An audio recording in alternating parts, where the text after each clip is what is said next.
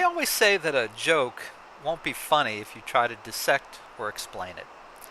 But that's not the case if your task is exploring the entire history of what's funny. History, as we all know from high school, is not usually very funny, but author David Misch has found a way in Funny, the book. Funny the Book is a masterful primer on the origins of human comedy from the earliest days of recorded time through the development of silent movies, radio, television, cable, and the internet. There are plenty of asides with smirk and snark so that the facts never get in the way of the funny. As for the author, you've probably seen David Misch's TV work over the years. He won an Emmy Award for Best New Comedy Series as a writer on Mork and Mindy, starring Robin Williams, and was executive producer of the animated series Duckman, which featured Jason Alexander. There he is, there's Duckman! Talk about snark. Go back and find Duckman somewhere. Jason Alexander from Seinfeld was the lead voice on that show. Now, more recently, Misch teaches musical satire at UCLA and a course called Practical Foundations of Comedy at USC. And on September 24th, he will moderate a panel on humor at the California Women's Conference featuring Judy Carter and Jerry Jewell. David Misch, welcome to Mr. Media. Thank you so much. Duckman, I got to tell you, I delayed starting the interview a minute because I was desperately trying to find. I have the original press kit in my garage for Duckman. Wow. And I wanted to bring it in and hold it up. He's going to find it. When Duckman first came on, hey, Duckman, dude! When Duckman first came on, Mr. Media, this was, I'm thinking the mid-90s, right? 93. Okay. And it was on for several seasons. 4 seasons. Yeah. Mr. Media was a weekly newspaper, syndicated newspaper column. I remember newspapers. Vaguely, yeah. It's and I had tried to get someone from the show to come on and be interviewed, and I could never get anyone. They kept sending me all the press kits, but I could never get anyone to actually be interviewed. Sorry. Yeah. I apologize 18 years later. Well, thank you. It's a long time coming, but I do appreciate it.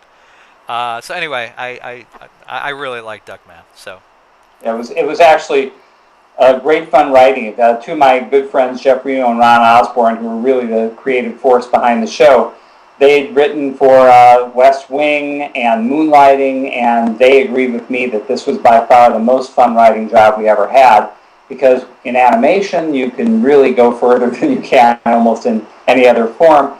And in Jason Alexander, we got a guy whose talents were more or less limitless. I mean, from Seinfeld, it's barely scratching the surface. He's a song and dance man. He can do any kind of voice. And Reno and Osborne loved His Girl Friday is their favorite movie, and screwball comedy is their genre. So the whole idea was to make it as fast-paced as possible. And Jason could do it. Most of the other actors couldn't. And we told the editor to take out any breaths that any actor took between words. We wanted no breaths at all. Wow. So it was really fast. the secret behind the series, right there. No breathing. It's the secret to great comedy. You have a great joke, then you die. Well, and that show, it was just funny. It was like packed with laughs. It was nonstop. You could actually come away from that show being kind of exhausted, trying to keep up with everything being thrown at you.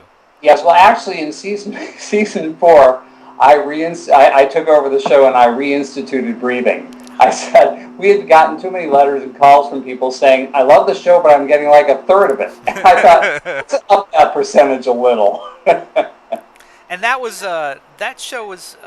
Correct me if I'm wrong. I don't want to say it was inspired by, but it followed in the footsteps of The Simpsons, really, which was real snarky and something totally unlike primetime animated comedy. Oh, absolutely. But first of all, The Simpsons is the best. We idolized The Simpsons, but it was very different. It was really following in the footsteps, which were coming behind us, of South Park. Because Duckman was really evil. He was a horrible, horrible duck. He was racist, sexist, every other ist you could mention. And the show itself just was really foul in both senses of the word, if I must. And we sort of felt South Park was stealing our thunder, and they did successfully. what the hell? We had a good run and we were happy. We got 2 Emmy nominations, so that's something. So it was 4 seasons. How many episodes were done? 70 episodes. Oh, is it in repeats anywhere? I never see it. No, it was on Comedy Central for a while, but it was very late at night, and no one else has picked it up. It's difficult to program. Really, the Comedy Central is one of the few places that could, even now, 15, 20 years later, it's really evil. Can I say dirty words? Yeah, absolutely. Yeah. Okay, so we recorded in a place in Hollywood, and next door to us was a school.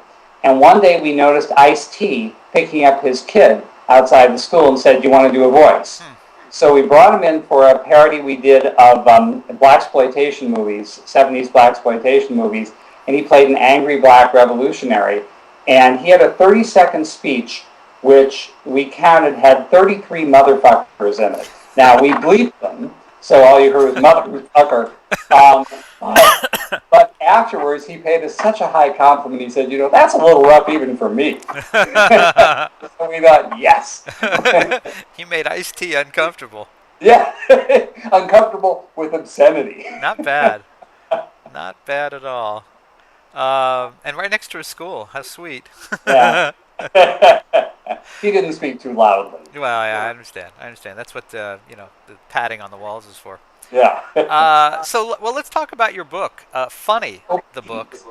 Is it a kind of a slippery slope trying to explain even the origins of comedy, let alone a joke itself? Well, let's go back to what you said at the top of the show, which is the old saw about dissecting comedy, killing it.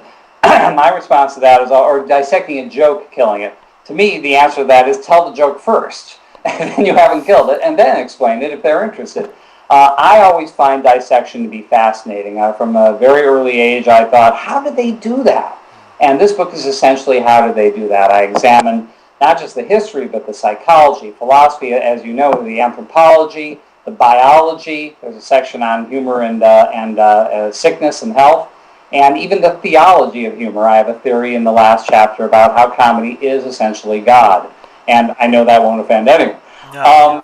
So dissecting is, to me, increasing your enjoyment of something, and the whole premise of the book is that drama always gets the headlines and the awards. Comedy, because we're laughing, seems like the poor stepsister. It's like, oh, anyone can do comedy. I make people laugh at work. But in fact, I think it's as difficult, as challenging, and as rewarding as any art form. And I got to ask you, because I know that you just got back from a trip to Israel. How did, I'm sure that you tried out that whole comedy is God thing over there. How did it go over? Well, yeah, I went to the Wailing Wall and tried that out on a few people. And, I felt some tension. I think my Hebrew is that good. That's the only explanation I can come up with. It must be the room, Yeah, tough room. I try to do comedy in certain rooms. Maybe the ceiling is too high, the ceiling is too low. Well, trust me, Wailing Wall, tough room. Yeah. I'm also thinking, obviously, you'd have to do some research for this. It didn't just come from your font of personal knowledge. Did you run across a lot of books that try to explain humor and comedy in a serious way, which I always find ridiculous? Yeah, I did, and I have sympathy for them because it's an important subject and it's worth exploring. But there's this inherent, dichotomy between what you're talking about and how you're talking about it, which, as you say, ends up seeming ludicrous. And I tried to beat that, and I don't know if any other books have tried to do this by trying to be funny about the serious questions of comedy. So hopefully, it's a spoonful of sugar that helps the medicine go down. I did a huge amount of research. I had no idea how much I was going to end up doing. Thank you, Mr. Internet. It really paid off. But I knew a lot. You're welcome, David. I knew a lot, and only by getting into it did I discover how much more there was to learn. And there are fascinating factoids sprinkled throughout the book, fascinating to me anyway. For instance, I was looking into Commedia dell'arte, which is the medieval form of comedy, using with actors using just a few props traveling from town to town, which is still in use today. And it's where Punch and Judy came from. And I discovered that they would use a stick to hit one another and for comic effect, and they'd fall down. and the stick had to make a loud sound, and it was called the bataccio, and the translation of that is slapstick. Oh, really? Yeah, It's so that's where literally that comes from. I had no idea. Yeah. Well, I asked you about the serious books about comedy because I was remembering being a kid in high school a long time ago, and being real interested in this. I was a big fan. My grandfather had gotten me hooked in the '70s on old-time radio. It would be rebroadcast on Saturday and Sunday afternoons. The station in New York would have it, and I listened to that stuff, and that got me interested in learning more about comedy and humor. And I would pick up, the school library or the public library would have these books about humor and comedy, and you pick them up, and it'd be like, but this isn't funny. It's just like, Yeah. how can you explain comedy without being funny? And I mean, in your book, you do things like, well, there is no chapter 14, and it's too Yes. late to get your money back, okay? You footnote yourself from the page before. I mean, Yeah. it's done. If someone's reading this book and they're starting to get they're feeling like maybe there's just a little too much history and it's starting to drag a little bit. Suddenly there's some, I don't want to call it slapstick, but there's something funny. It drops off the face of the earth for a second. It just and that's the way a book explaining comedy should be. Just like a book, if you did a book on drama, it should be lots of to be or not. It should reflect what it is. It shouldn't all be, PhD level. Yeah, I think, when scientists deal with comedy, it ends up being very dry and something anyone who's genuinely interested in comedy isn't gonna look at. The footnotes, were great fun. The production team at the book actually got one of them wrong. There was supposed to be a footnote that itself had a footnote. And the footnote for the footnote was about how footnotes are really boring. But anyway, yeah, I do a lot of that. But, the other thing is this book isn't just history, as I mentioned before, and I also have chapters, which, by the way, if you look really closely, and no one ever will, are less funny than the other chapters. They're the chapters that are actually about comedians. So I sort of stand back and let the comedians do the work. There's Woody Allen, Steve Martin, Buster Keaton, the Marx Brothers, and I try and figure out, what made them so damn funny. I was the host for the Mork and Mindy TV tapings when I was there the first 2 years of the show. And mostly the hosts were there to be really funny and keep the audience entertained. I was hosting for Robin Williams, so I was never funny. I just said, here's the scene, folks. I never tried to compete because I would have lost. I remember seeing him in concert in the '70s and seeing Steve Martin. And the Steve Martin story was the one that came to mind. I saw Steve Martin the week after he had done the Wild and Crazy Guy sketch with Dan Aykroyd. The brothers, I've forgotten their names on Saturday Night Live. Right, yeah. Aykroyd, And it was the following Saturday. He'd done it on Saturday, and then I saw him like the next Thursday, Friday, or Saturday, or something, at the Rutgers University Fieldhouse, I think it was called. And I felt so bad. He had an opening act. It was a singer. It was Steve. He was a very accomplished singer-songwriter. I know who that. Oh, I can't think of his name, but I know who you mean. The guy passed away a few years ago. Yeah. I had never heard of him. I was like 17 probably, because I think I probably drove there with a date. And I remember thinking, oh, what a horrible thing to be the guy who's opening for Steve Martin. Even as young as I was then, I had a real sense of empathy for this guy because he got booed off the stage. Yeah. And years later, I found out who it was, and it was like, wow, that's a About real that? talented guy. But nobody cared, and you didn't. It better to be the singer opening for Steve Martin or Robin Williams than to be a comedian opening. Yeah, absolutely. And by the way, there's a famous comedy story about that. That incident that you just described is payback, because Albert Brooks described being in the position most comics were before Steve Martin and Robin Williams became headliners who could fill stadiums, which was they were the opening acts often for rock groups. So Albert Brooks told a story about opening for Richie Havens, and the audience was booing and about to attack him and everything. And then he said, I had this brilliant idea. I said, fuck. And suddenly they love me. They're women throwing their shirts at me. They're hoisting me on their shoulders. So finally, you don't have to scramble as much. And the other famous example of that, I think one of the most famous, was Jimi Hendrix opening for the Monkees. Oh my God! Yeah, I heard about that, but I forgot. That's so funny. Yeah, And not doing well. I'm sorry. Not doing well. Not doing well. Yeah, Oh boy.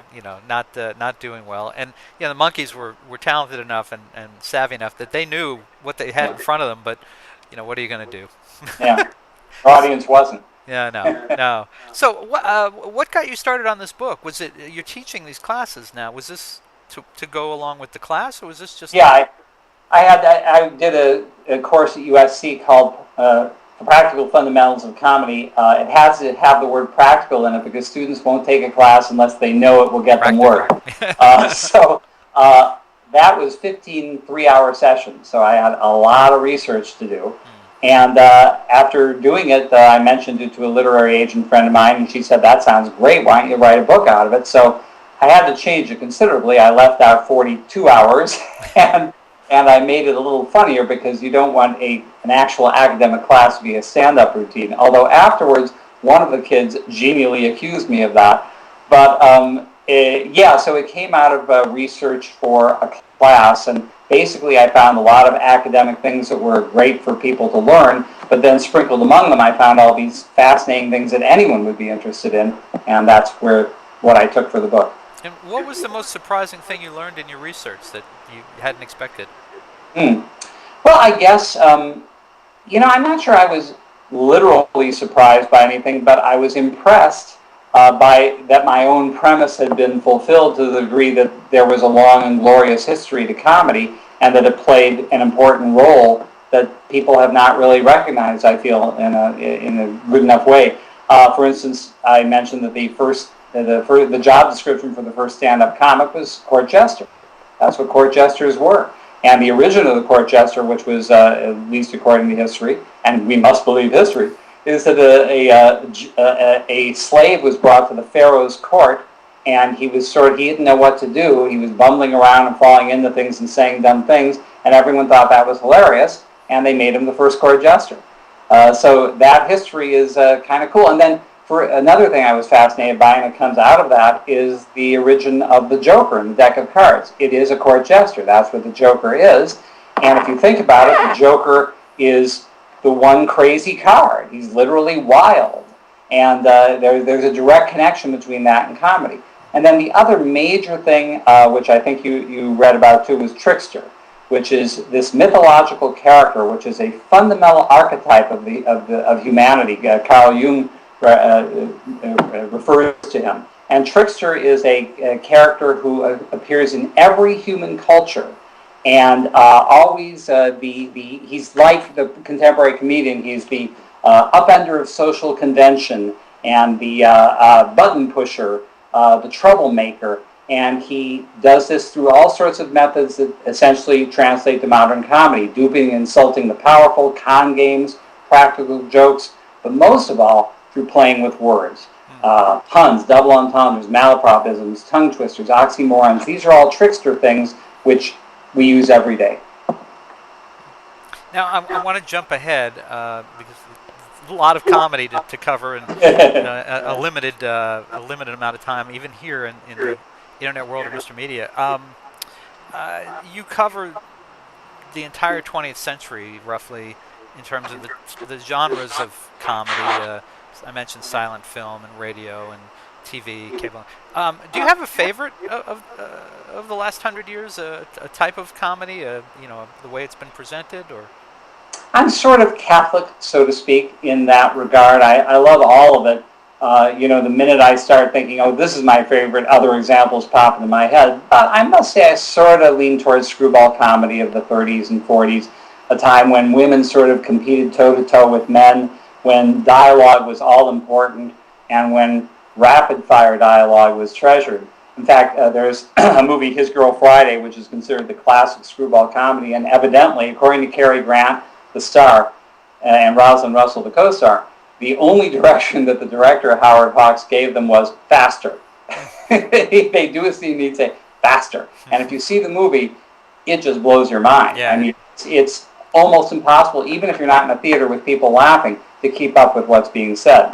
And I love it. I love it when comedy challenges the listener, when you really have to lean forward to keep up.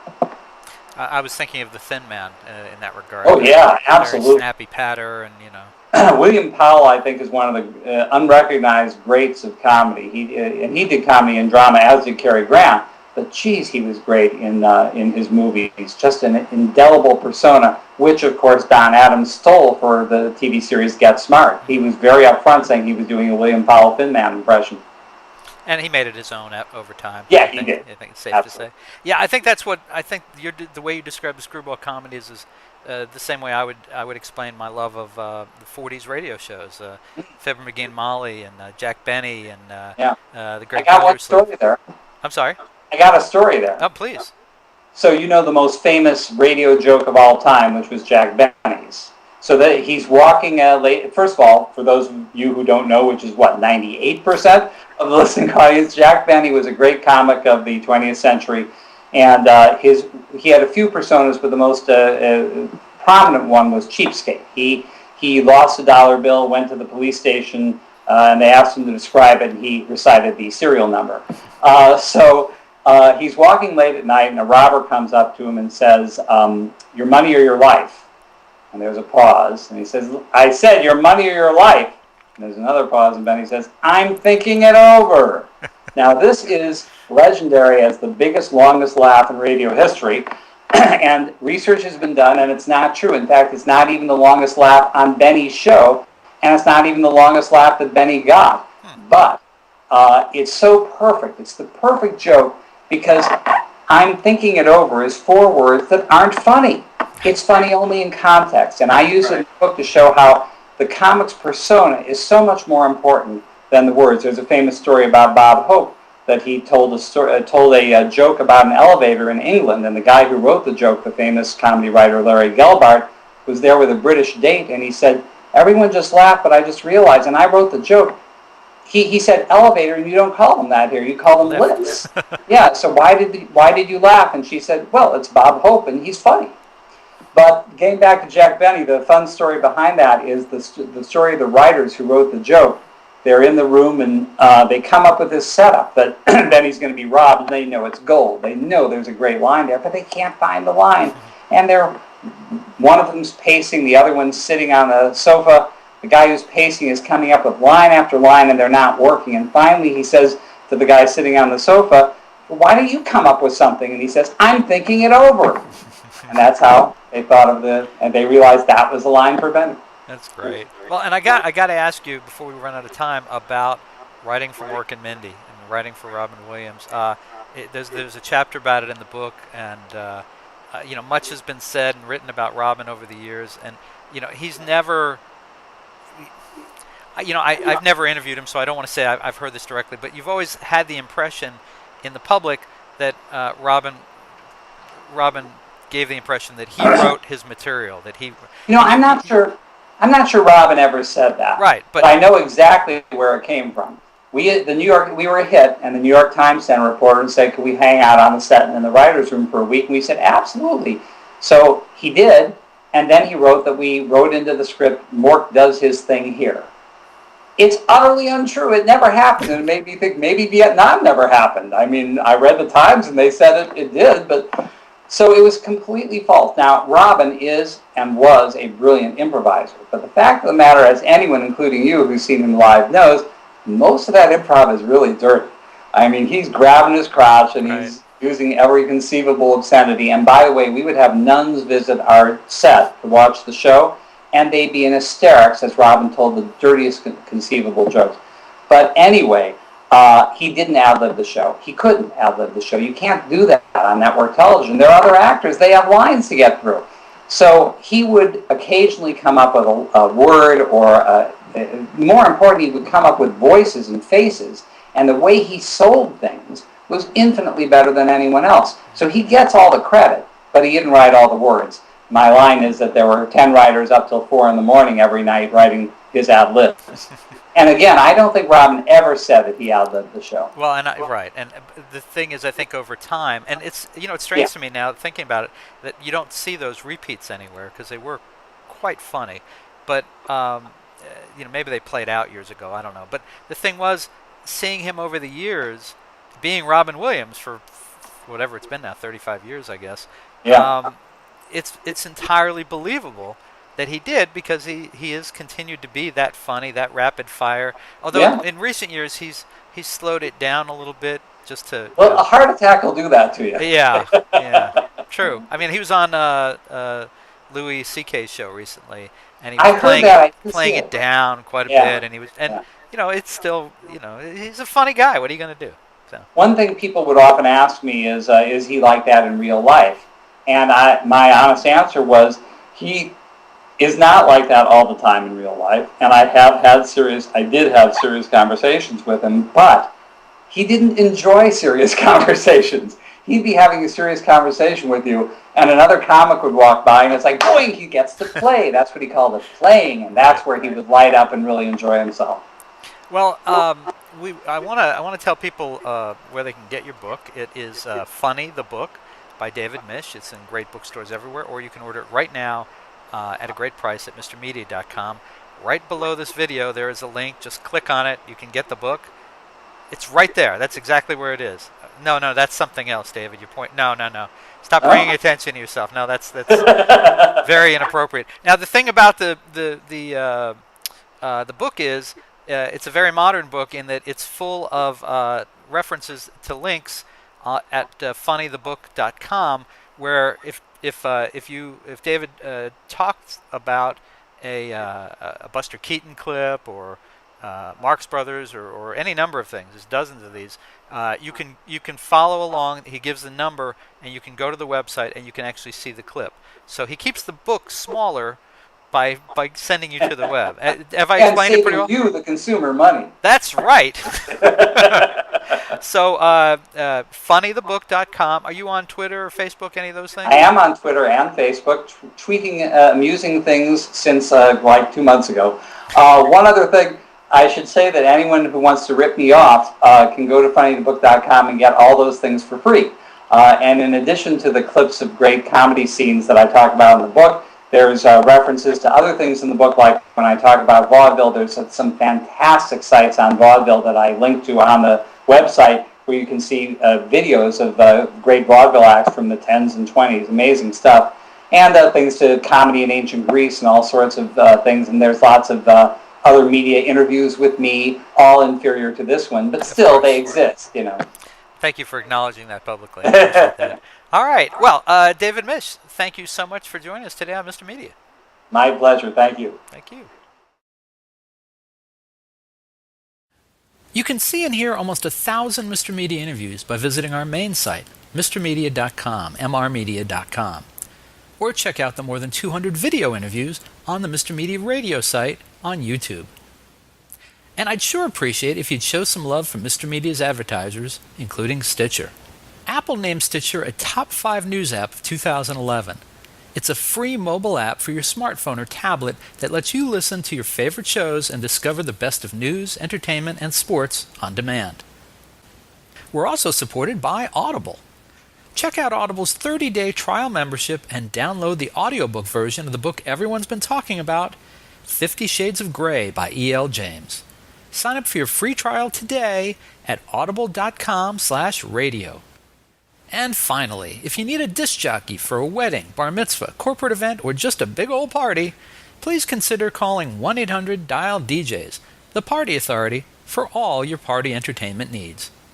And tell them Mr. Media sent you. And thanks for listening.